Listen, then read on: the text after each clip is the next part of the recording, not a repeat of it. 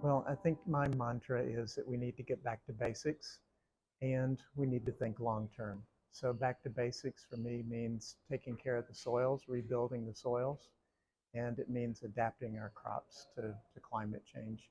And it means also thinking not just about short term relief, but about long term solutions, because that's what we really need today.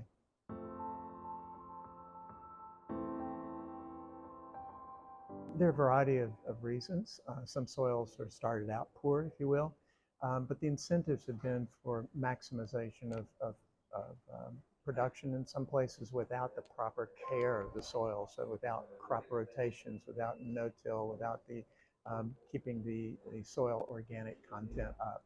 And we need to realize that the solution doesn't just lie in applying more fertilizer, but it relies in increasing the fertilizer efficiency, and that requires that we take care of the soil and build up the soil organic content.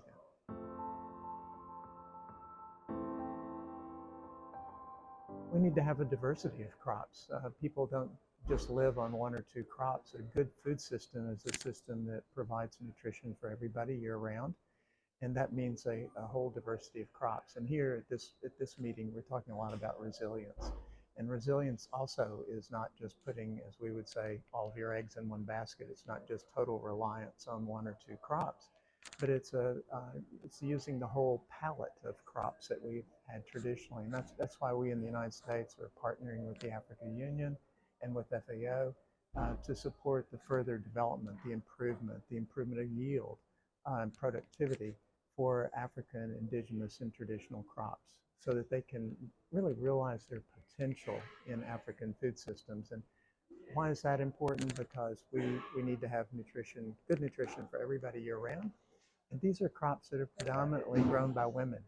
And if we can increase the production of those crops, we know that the women themselves will have better nutrition and so will children.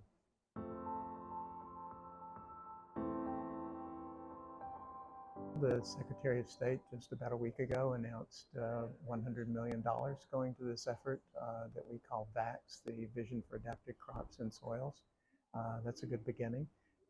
We are talking with other governments about coming in and supporting this. A number of governments are volunteering their their resources to help this effort. So we think this is long overdue. The African Union itself, by the way, has said that these crops have suffered for decades, actually centuries, with massive underinvestment of resources. So if you look at why certain food systems, like the African food systems, are very predominantly concentrated with just a few crops and not including some of the African indigenous crops, um, then you have to realize that that's the result of massive underinvestment. So we want to begin to give farmers the options to grow productively, economically, for profit, the types of crops that have long been a central part of African food systems.